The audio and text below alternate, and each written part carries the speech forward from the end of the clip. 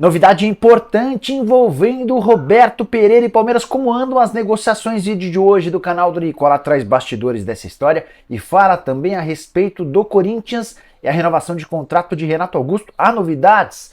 Bora contar também sobre o São Paulo. São duas desinformações do tricolor. A primeira delas, Lucas Moura revelando a vontade de trazer Jorginho do futebol inglês. A outra, a dificuldade do torcedor são paulino revoltado com a venda de ingressos para a decisão da Copa do Brasil.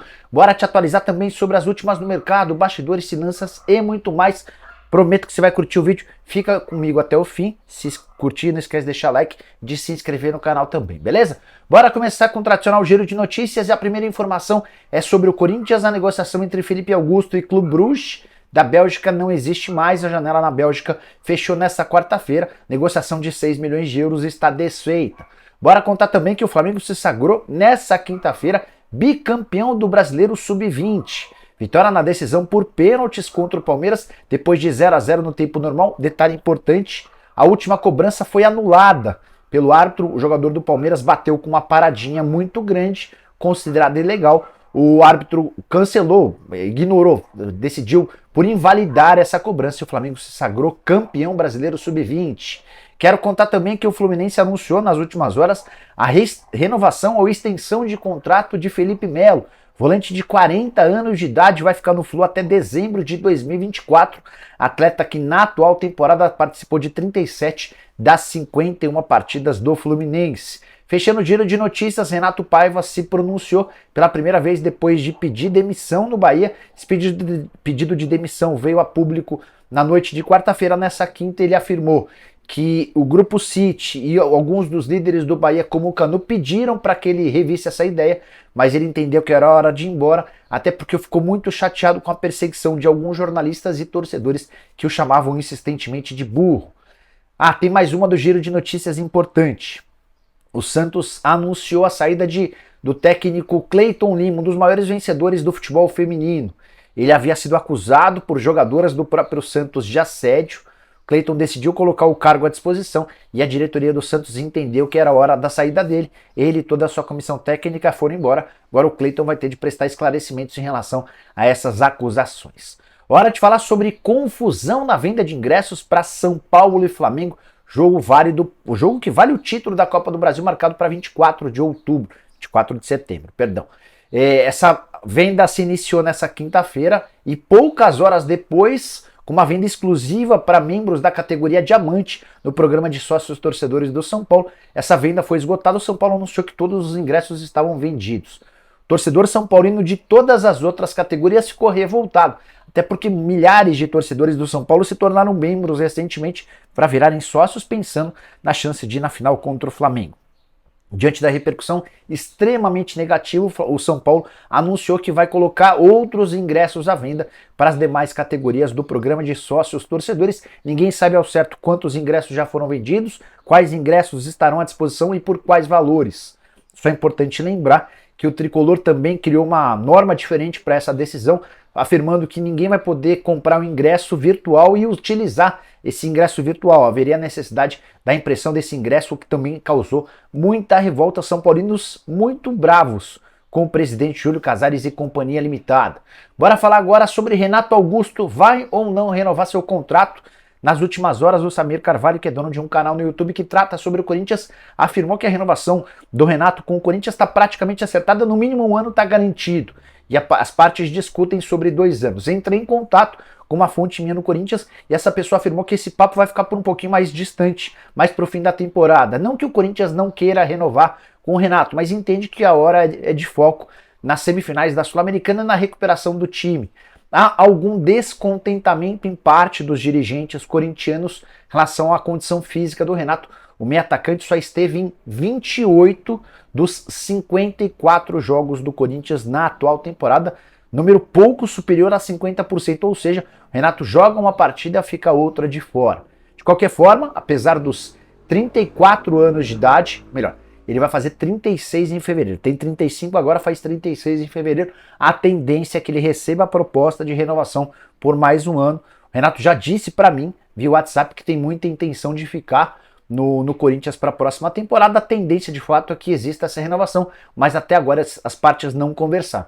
imagino que seria até óbvio que o Renato pedisse 2 anos de contrato. Quanto mais segurança um atleta da idade dele tiver, melhor. Você, na condição de dirigente do Corinthians, renovaria o contrato do Renato ou deixaria essa missão para o próximo presidente? Vale a lembrança de que a eleição que vai definir o novo presidente acontece em 25 de novembro, ainda dentro do período em que o Renato tem contrato com o Timão. O vínculo se encerra em 31 de dezembro. Hora de falar sobre Roberto Pereira e o Palmeiras. Verdão está animado com a possibilidade de anunciar o atacante de 32 anos de idade, argentino, que está livre no mercado desde que deixou a Udinese no final do mês de maio. Quero trazer algumas novidades importantes e garantir que o problema não é financeiro. O Palmeiras já fez uma oferta ao Roberto Pereira superior à que ele tinha jogando a primeira divisão do futebol italiano. Na Udinese ele ganhava algo na casa dos 800 mil por mês. Proposta palmeirense é superior a esse valor. Verdão ainda ofereceu 2 anos de contrato com uma prorrogação de um terceiro ano, caso as duas partes assim queiram. Roberto Pereira pediu até sexta-feira, ou seja, até amanhã, para decidir se vai ou não jogar no Brasil. Qual que é a ideia dele? Ele tinha preferência de continuar no futebol europeu, mas o tempo está jogando a favor do Verdão. Várias janelas por lá já estão fechadas. Até separei aqui para contar direitinho para vocês.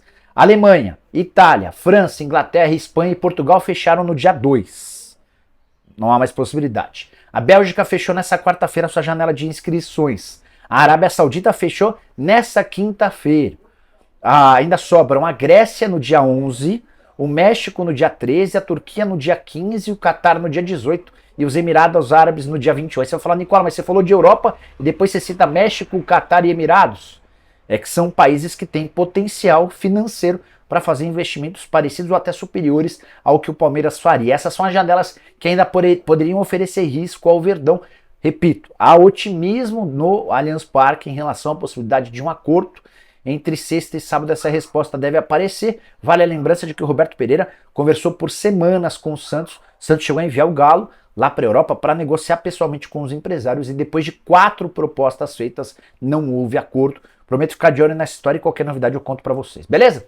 Hora de falar sobre Lucas Moura e a possibilidade de o meio atacante do São Paulo ajudar na contratação de mais um reforço. Eu me refiro a Jorginho, um dos grandes destaques do futebol brasileiro na Europa. Jogador que se naturalizou italiano, jogou a defender a seleção italiana, fez sucesso também no futebol inglês. O Lucas Moura deu uma entrevista nos últimos dias ao Desimpedidos e lembrou de uma conversa que teve com o Jorginho. A frase, a declaração do Lucas Moura ao Desimpedidos é a seguinte, abre aspas. Teve uma declaração do Jorginho dizendo que era São Paulino. Mandei mensagem para ele e falei, vamos para lá logo logo, hein? E ele respondeu, quando você for, me avisa ou me chama. E aí o Lucas respondeu, vou lembrar disso. O Lucas deixou claro que vai fazer esforço para ter a possibilidade de contar com o Jorginho no São Paulo. E aí, além da chance de reforçar o São Paulo com outro jogador de super importância, tem um detalhe, né? Se o Lucas está fazendo esses movimentos ou declarando desse jeito, é porque ele pensa de fato em permanecer no tricolor para 2024. Eu cheguei a contar para vocês que não há nada entre São Paulo e Los Angeles FC. O tricolor, ou melhor, o Lucas tinha um acordo verbal quando estava fechando com o São Paulo, desistiu desse acordo com o time americano e tem contrato com o São Paulo e com mais ninguém. Então ele está livre para 2024 e não se descarta a possibilidade de permanência no Morumbi. Só para fechar, nessa mesma entrevista ao Desimpedidos, Lucas Moura ainda falou que adoraria ter o Son, sul-coreano com quem ele jogou durante bastante tempo do Tottenham, ao seu lado no São Paulo. Ele falou que o Son é um dos caras mais legais, que gosta da cultura brasileira e que seria uma alternativa interessante, embora reconheçamos nossa capacidade financeira. Quando eu falo nossa, eu falo de futebol brasileiro, inviabiliza qualquer chance de o Son pintar no São Paulo, no Flamengo, no Palmeiras ou em qualquer clube daqui. Bora trazer uma outra notícia de bastidor para acalmar o torcedor do Palmeiras. Nessa quinta-feira, o Al Ittihad anunciou a contratação de Luiz Felipe, zagueiro brasileiro revelado no lituano, com passagem pela Lazio e atualmente no Betis, 20 milhões de euros fixos, negócio que pode chegar até 25 milhões de euros. Aí você palmeirense deve estar se perguntando, mas Nicola, o que eu tenho a ver com essa história? É que ele vai para o Al Ittihad, clube que havia oferecido um caminhão de dinheiro para a contratação do Gustavo Gomes. A oferta, a última feita pelo Al Ittihad, foi de 30 milhões de dólares. O Palmeiras recusou a proposta, ainda que correndo o risco de deixar o Gustavo Gomes irritado. O Gomes imaginou que essa proposta ou negociação poderia ser retomada para janeiro do ano que vem. O Al Ittihad não quis esperar e acaba de anunciar um substituto. Então, se já não havia possibilidade de o Gustavo Gomes sair por agora, imagina-se que para a próxima temporada também não, diante desse acerto e desse investimento alto feito pelo clube saudita. Boa notícia pro torcedor do Palmeiras, super focado na reta final de Libertadores da América e também do Campeonato Brasileiro. Saideira, contar para vocês que a Seleção Brasileira Olímpica, em preparação para a Olimpíada do ano que vem, realizou nessa quinta-feira um amistoso contra Marrocos, sob o comando de Ramon Menezes, que chegou a ser técnico interino da seleção depois da saída do Tite, antes da contratação de forma interina de Fernando Diniz. O Diniz como interino substituindo um outro interino, no caso Ramon Menezes. Vocês vão lembrar que o Ramon perdeu com a seleção principal para Marrocos, que foi uma das surpresas da última Copa do Mundo, jogo amistoso realizado em Marrocos, baita festa do torcedor local, né? Pois bem, nessa quinta-feira a Seleção Brasileira Olímpica enfrentou a Seleção Olímpica de Marrocos. E por mais que a seleção brasileira tivesse nomes super interessantes, como por exemplo Vitor Roque no comando de ataque, Lázaro, Bitelo, Marcos Leonardo, Igor Paixão, Paulinho, Marlon Gomes, Alexander e companhia limitada, seleção brasileira, tô gravando no finalzinho do jogo, seleção brasileira perdendo por 1-0 para Marrocos. Ramon Menezes, será que ele vai conseguir perder 2 vezes para Marrocos na seleção brasileira principal, na seleção olímpica? Enfim, aguardo a sua opinião. Use espaço para comentários, não esqueça de deixar like, de se inscrever no canal. A gente se encontra. Abraço, tchau!